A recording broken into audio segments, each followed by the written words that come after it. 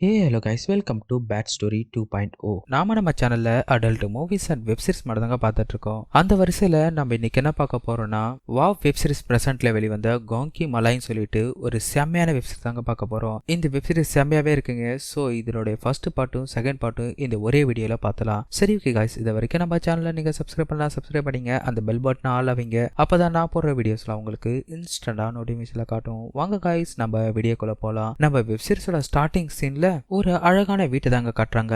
இப்ப நைட் டைம்ல பார்த்தனா உள்ள ஒரு பொண்ணு பெட்ரூம்ல படுத்திருப்பா. இவளோட பேரு நம்ம ரம்யான்னு வச்சுப்போம். இப்ப இவ என்ன பண்ணுனா இப்படியே படுத்துட்டே இருக்கும் போது கொஞ்ச நேரத்துல தூக்க கலைஞ்சிட்டு இப்ப எழுந்து உட்காரா. உட்காந்தவளுக்கு ஏதோ ஒண்ணு சத்தம் கேக்குதுங்க. அது என்னன்னு பார்த்தனா யாரோ ஒருத்தவங்க முத்தம் கொடுக்குற மாதிரி சவுண்ட் கேக்குது. இப்ப அந்த சத்தத்தை கேட்டவ என்ன பண்ணுவனா அப்படியே பொறுமையா எழுந்து போயிட்டு பக்கத்துல இருக்கிற பெட்ரூமுடைய கதவுல காதை வச்சு கேட்கும் போது உள்ள பார்த்தனா ஒரு ஹஸ்பண்ட் அண்ட் ஒய்ஃப் என்ன பண்ணுவாங்கன்னா அவங்க மேட்டர் பண்றதுக்காக முத்தம் கொடுத்து மூடி ஏத்திட்டு இருப்பாங்க. இவளோட பேரு அபின்னு வச்சுப்போம். இப்ப இந்த அபி என்ன பண்ணோம்னா அவங்களோட கணவரை பெட்ல தள்ளி விட்டு சும்மா வேற லெவல்ல அவரை கட்டி பிடிச்சி செம்மையா மூடியேத்துவா. இப்படியே மூடியேத்திட்டே இருக்கும் போது இப்ப அந்த கார்த்திக்கு செம்ம மூடாயிட்டு அவளுடைய துணியெல்லாம் கழட்டிட்டு அவளை கீழே படுக்க வச்சு சும்மா வேற லெவல்ல மேட்டர் பண்ணுவாருங்க. இந்த சீனை செம்ம ஆட்டாவே எடுத்திருப்பாங்க. இவர் இப்படியே மேட்டர் பண்ணிட்டே இருக்கும் போது வெளியில இருந்த அந்த பொண்ணுக்கு செம மூடானதால இப்ப என்ன பண்ணுவானா அவ பக்கத்துல ஒரு காய்கறி கூட இருக்குங்க.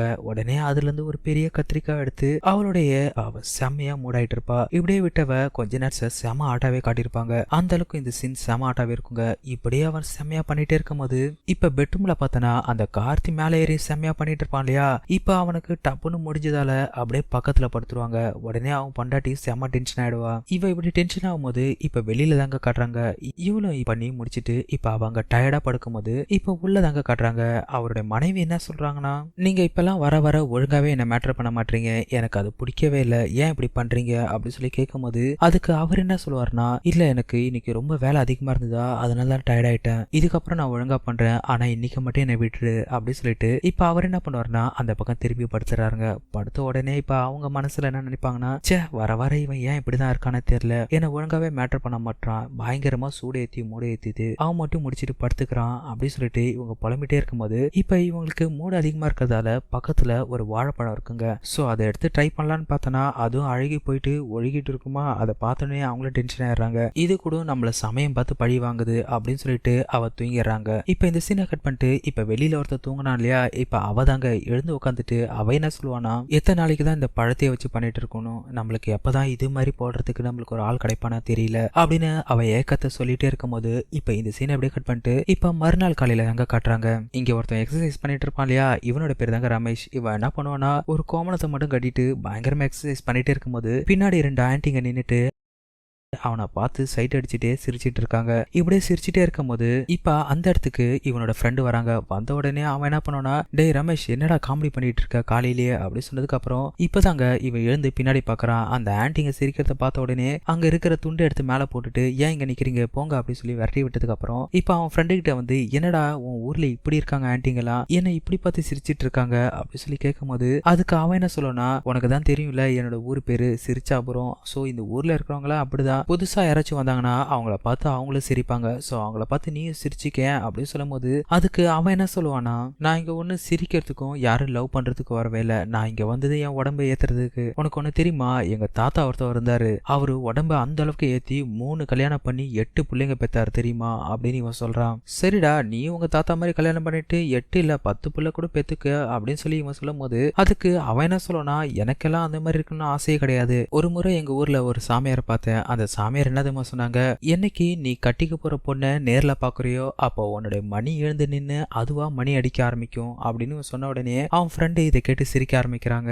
சிரிச்சவன் என்ன சொல்லனா, என்ன நீ லூஸ் மாதிரி பேசுற, இப்படி எல்லாச்சும் எங்கச்சும் நடக்குமா, உன்னை அவன் நல்லா ஏமாத்தி இருக்கா அப்படின்னு இவன் சொல்றான். அதுக்கு இவன் என்ன சொல்லுவானா, நல்லா கேட்டுக்கோ, அவங்க இது வரைக்கும் சொன்ன எல்லா விஷயமும் நடந்திருக்கு, எதுவுமே இது வரைக்கும் நடக்காம இருந்ததே கிடையாது அப்படின்னு இவன் சொல்றான். சரி ஓகே நான் உன்னை சொல்றேன் நல்லா கேளு, எனக்கு எக்ஸசைஸ் பண்ணி முடிச்சதுக்கு அப்புறம் நான் வந்து வெண்ணெய் சாப்பிடுவேன், இங்க எங்காச்சும் வெண்ணெய் கிடைக்குமா அப்படின்னு சொல்லி கேட்கும்போது கிடைக்குமே, இந்த இடத்துல போனா தாஜ்மலாய்னு ஒரு கடை இருக்கு, அங்க போனா நீ கேட்டது கிடைக்கும் அப்படின்னு அவன் சொல்றான். இப்ப இந்த சீன் அப்படியே கட் பண்ணிட்டு இப்ப அடுத்த சீன் தாங்க கட்டுறாங்க. அந்த கார்த்தியும் ரம்யா இருக்காங்க இல்லையா, அவங்கள தாங்க கட்டுறாங்க. இவங்க 2 பேரும் அண்ணன் தங்கச்சிங்க.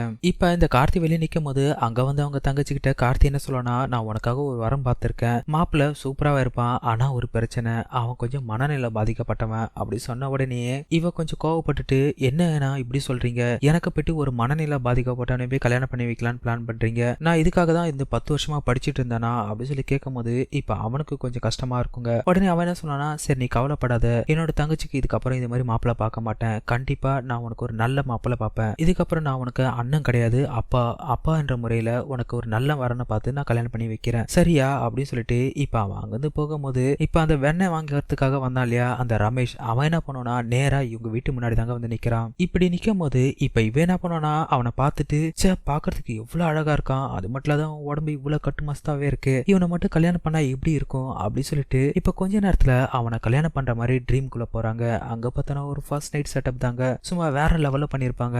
அப்படியே அவருடைய துணியெல்லாம் கழட்டிட்டு அவளை கிஸ் பண்ணிட்டு அந்த இடத்துல சும்மா வெறியாவே மேட்டர் பண்ணுவாங்க. இந்த சீன்லாம் பாக்குறதுக்கு செம ஆட்டாவே எடுத்திருப்பாங்க. கிட்டத்தட்ட இந்த சீன்ஸ் ஒரு 10 நிமிஷத்துக்கு மேல இருக்குங்க. அந்த அளவுக்கு இவங்க 2 பேரும் மேட்டர் பண்ணிட்டே இருக்கும் போது இதோட ஃபர்ஸ்ட் எபிசோட முடிச்சிருப்பாங்க. வாங்க நம்ம இதனுடைய செகண்ட் எபிசோட சேர்த்தே பார்த்துலாம். இப்ப செகண்ட் எபிசோடோட ஓப்பனிங் சீன்ல பாத்தீங்கன்னா அவன் வந்து வீட்டு வாசல்ல நிப்பான் இல்லையா அந்த ரமேஷ், அப்படி நிக்கும் போது உள்ள இருந்து நம்ம கார்த்தியோட தங்கச்சி சைட் அடிச்சிருப்பா இல்லையா, இப்ப அதே நேரத்துக்கு அவளுடைய பொண்டாட்டி அங்க வராங்க. வந்தவன் என்ன பண்ணுவானா வந்தவனுடைய தம்பியை பார்த்துட்டு செம மூடாயிட்டு அவனுடைய பக்கத்துல போயிட்டு என்ன வேணும் அப்படின்னு சொல்லி கேட்கும் போது அதுக்கு அவன் என்ன சொல்லனா, நான் கொஞ்சம் இங்க வாங்கறதுக்கு வந்தேன் அப்படின்னு அவன் சொல்றான். அப்புறம் என்ன எல்லாத்தையும் வாங்கிக்க வேண்டித்தானே அப்படின்னு சொல்லிட்டு இவங்க மூடாயி டபுள் மீனிங்கா கேட்கும் போது அதுக்கு அவன் என்ன சொல்லனா, சேச்சே நான் எல்லாத்தையும் வாங்க வரல, எனக்கு ஒரு 1/2 கிலோ வெண்ணெய் வேணும் அப்படின்னு அவன் கேட்கறான். இவங்க இப்படி டபுள் மீனிங்கா பேசிட்டு இருக்கிறத உள்ள இருந்து கேட்ட அந்த ரம்யாவுக்கு செம கோவம் வருதுங்க.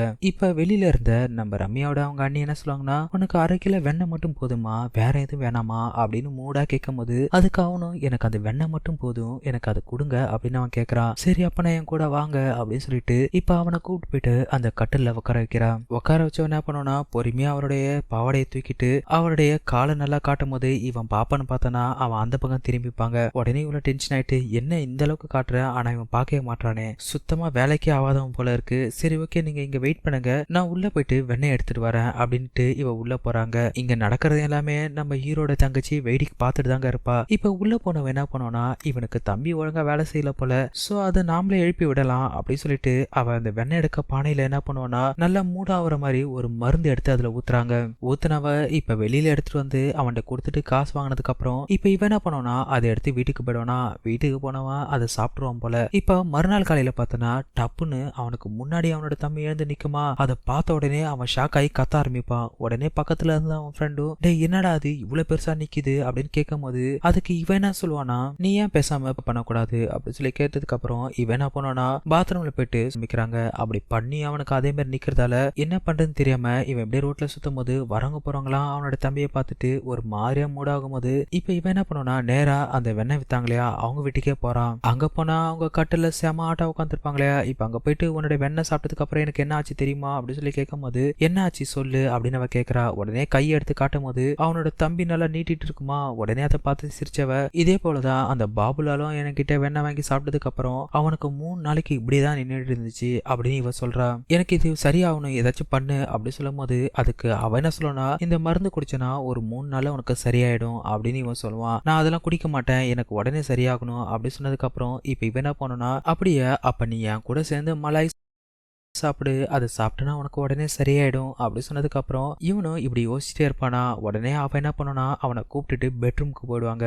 அங்க போயிட்டு அவனை படுக்க வச்சு சும்மா வேற லெவல்ல மேட்டர் பண்ணுவாங்க. இந்த சீன் செம ஆட்டாவே இருக்குங்க.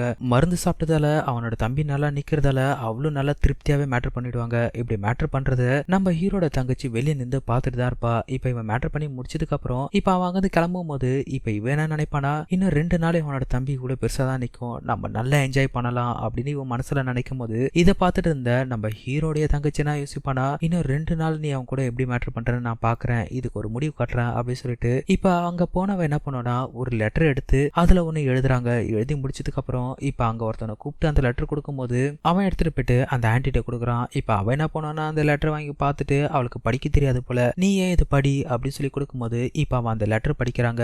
என் அன்பு மகளே, நீ எப்படி இருக்க, நல்லா இருக்கியா, உங்க அப்பாவுக்கு உடம்பு முடியல, சீக்கிரமா ஊருக்கு வா, இப்படிக்கு உங்க அம்மா அப்படின்னு சொல்லிட்டு அதுல எழுதி இருக்குங்க. அதை கேட்ட உடனே அவங்க அழுவ ஆரம்பிப்பாங்க. இப்படி அழுதுட்டே இருக்கும் போது அங்க வந்து அவங்க வீட்டுக்காரன் என்ன ஆச்சு, ஏன் அழுவுறன்னு சொல்லி கேட்கறான். இல்ல எங்க அப்பாவுக்கு ரொம்ப உடம்பு சரியில்லை, நான் ஊருக்கு போகணும் அப்படின்னு அவ சொல்லும் போது சரி வா இப்பயே போலாம் அப்படின்னு சொல்லிட்டு இப்ப இவங்க 2 பேரும் அங்கிருந்து கிளம்புறாங்க. இப்படி கிளம்பும் போது இப்ப பக்கத்துல ஜன்னல் கிட்ட இருந்த நம்ம ஹீரோட தங்கச்சி என்ன சொல்லணும்னா, என்ன நீ லெட்டர் பார்த்து ஏமாந்து போயிட்டீங்களா, இது நான் உங்களுக்கு பொய்யான போட்ட லெட்டர், நீங்க அவனுக்கு 3 நாளைக்கான மருந்து தானே கொடுத்தீங்க, இன்னும் 2 நாள் இருக்கு, சோ அந்த 2 நாள் அவனை வச்சு நான் என்ஜாய் பண்ணிக்கிறேன் அப்படின்னு சொன்னதுக்கு அப்புறம் இந்த சீன் அப்படியே கட் பண்ணிட்டு இப்ப அடுத்த நாள் தாங்க காட்டுறாங்க.